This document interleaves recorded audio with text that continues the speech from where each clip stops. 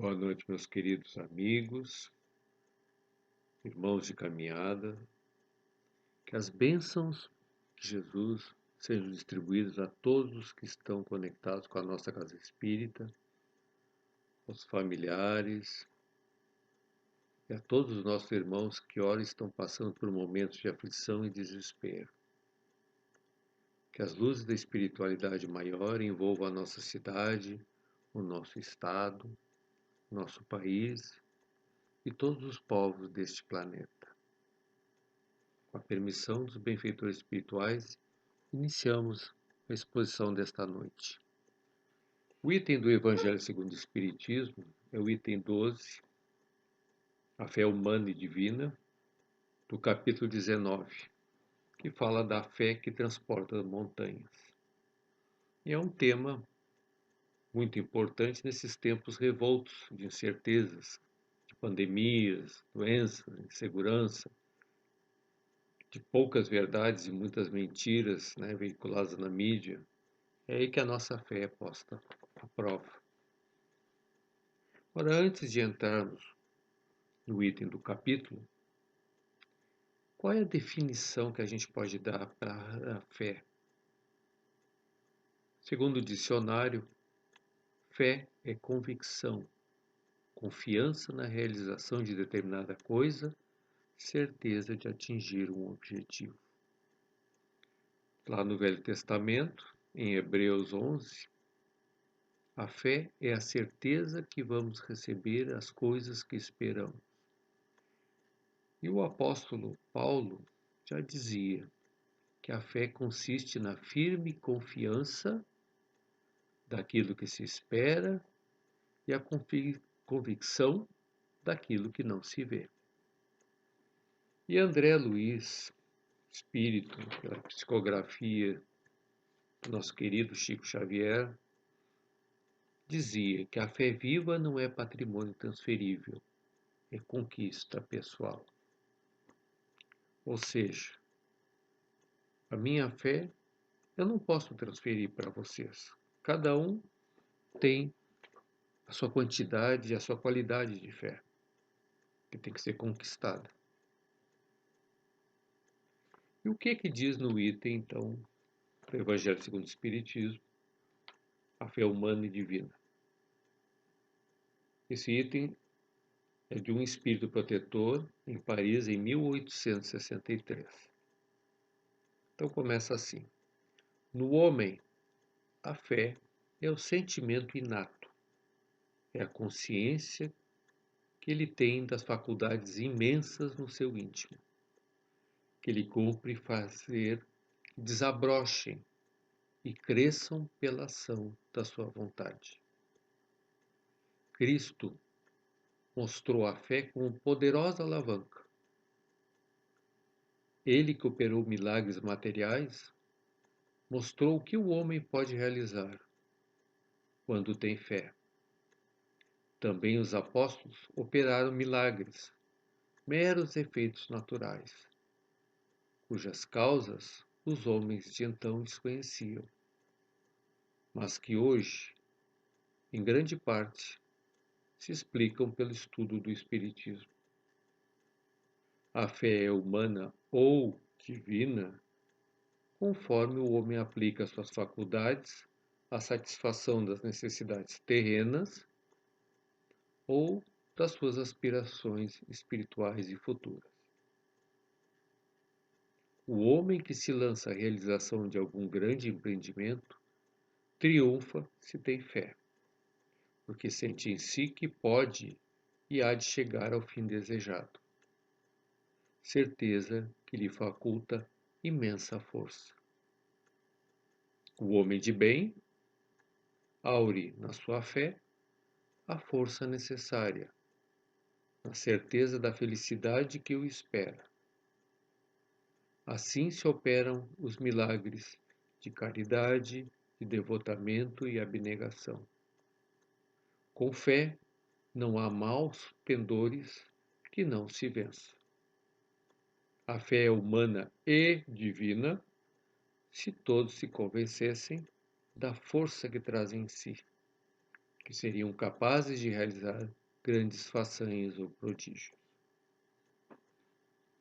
Jesus, sua passagem pela terra, nos deu inúmeros exemplos de fé. Eu gosto de citar pelo menos dois.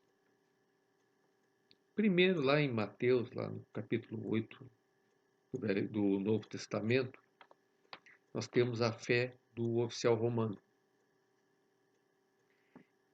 Essa passagem é quando Jesus estava entrando na cidade de Cafarnaum. Aí se aproximou um oficial romano dele e suplicou-lhe: Senhor, meu empregado está em casa sofrendo muito, está com paralisia. Sou comandante da minha tropa e, como Senhor, lidero meus comandados. Se eu digo para um soldado vá, ele vai. Se eu digo que venha, ele vem. Senhor, não sou digno que entrei em minha casa, mas dizei uma só palavra e meu criado ficará bom. Jesus admirou-se da fé desse homem, e aí ele disse a todos que estavam ao redor: Garanto que em Israel não encontrarei nenhuma outra pessoa com tamanha fé. Vá, que seja feito conforme acredites. Teu criado já está curado. Naquele mesmo instante, o criado do oficial romano se curou.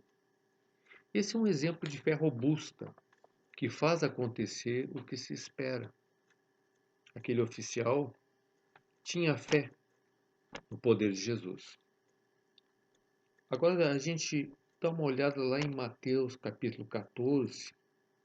Depois que Jesus fez a multiplicação dos pães e dos peixes, segundo dizem, né, na Bíblia, para mais de 4.000 pessoas, ao chegar ao anoitecer, Jesus mandou os discípulos entrarem no barco e esperarem lá na outra margem do rio, que ele iria se despedir do povo.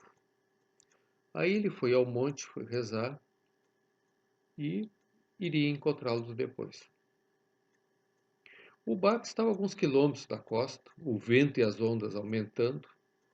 Eram em torno de 3 horas da madrugada e Jesus foi até o barco caminhando sobre as águas. Os discípulos, com medo, acharam que era um fantasma.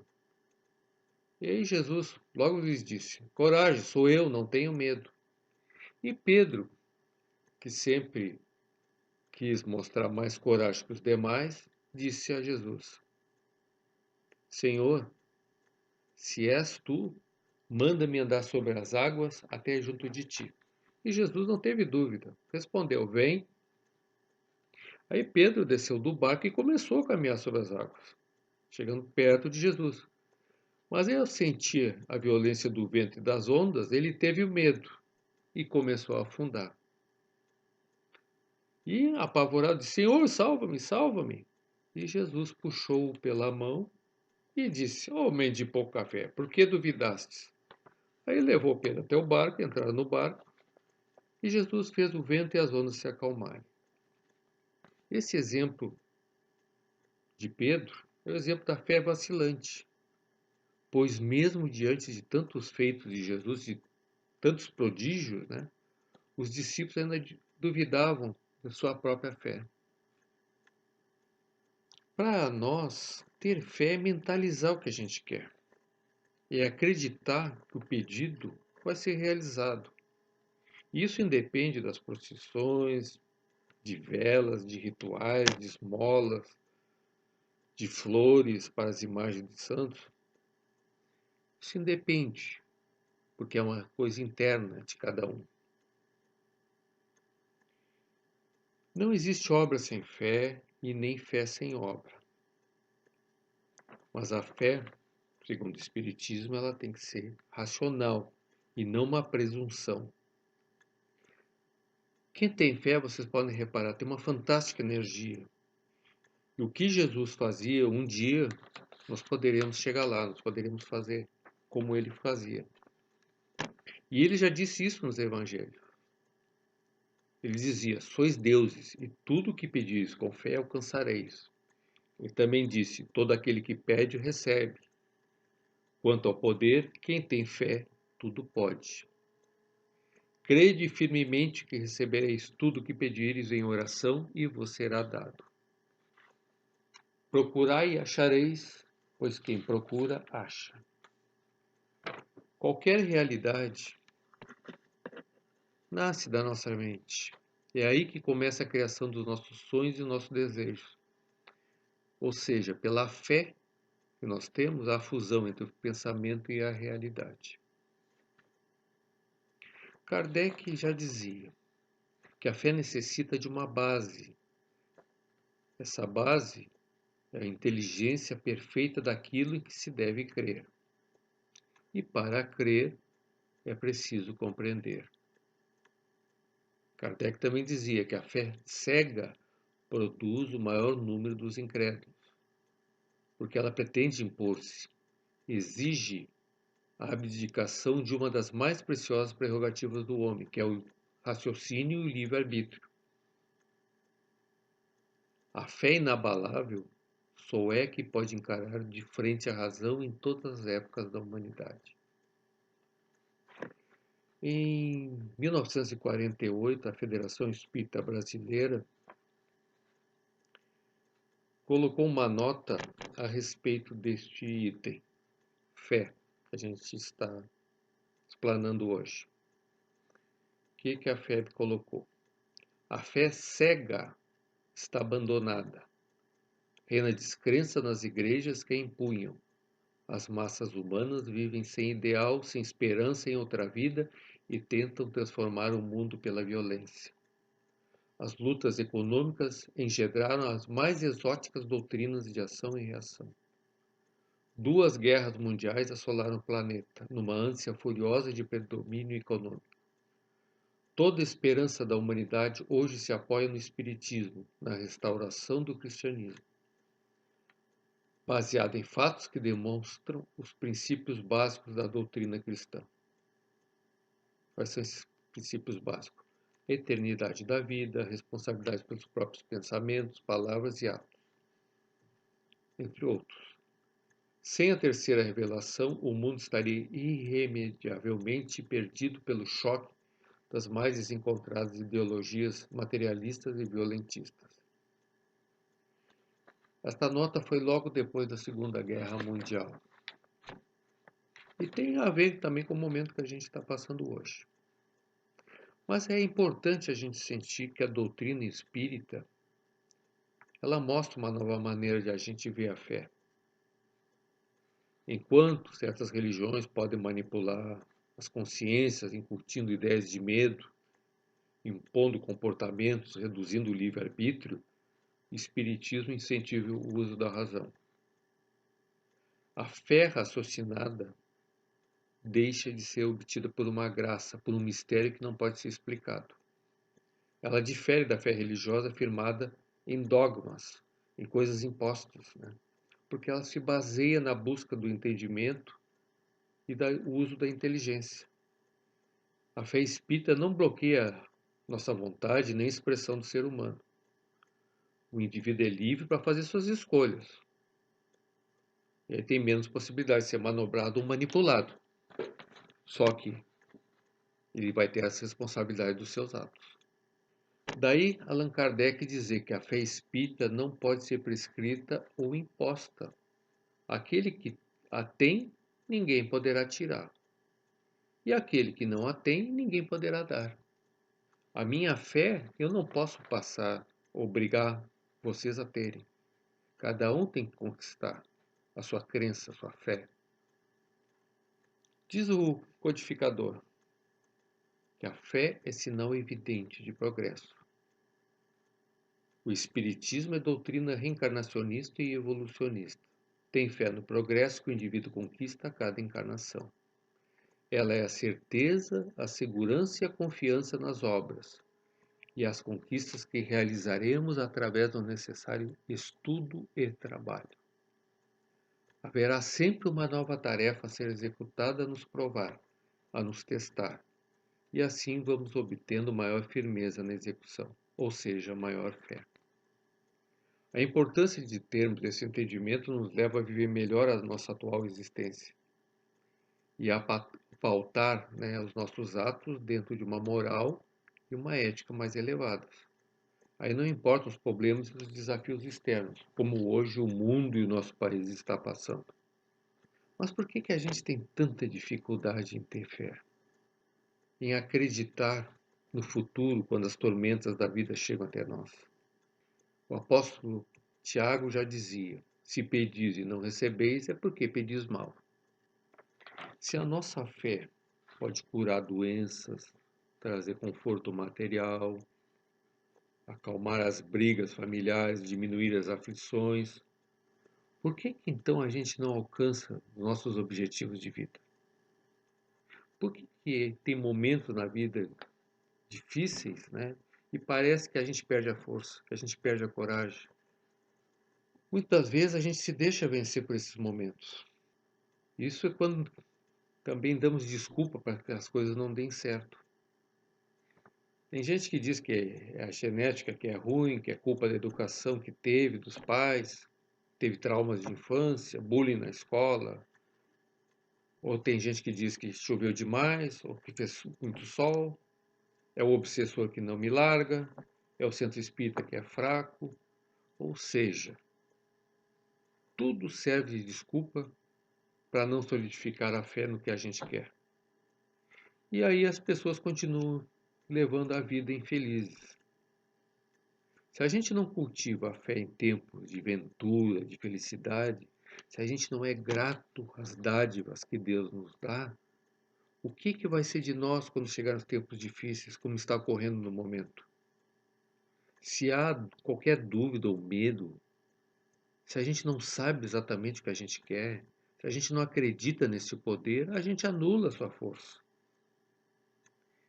Essa é a razão porque disse Jesus aos seus apóstolos quando eles não conseguiram curar aquele rapaz endemoniado. O que disse Jesus? Se não conseguiste curar, foi por causa da vossa pouca fé. Joana de Ângeles, através da psicografia do nosso querido Divaldo Franco, no livro Atitudes Renovadas, qual aconselho a todos lerem, ela coloca assim: acreditar em Deus, na imortalidade do espírito, na excelência dos postulados da reencarnação, mas se abater quando convidada à demonstração de resistência, é lamentável queda na leviandade ou clara demonstração de que a fé não é real.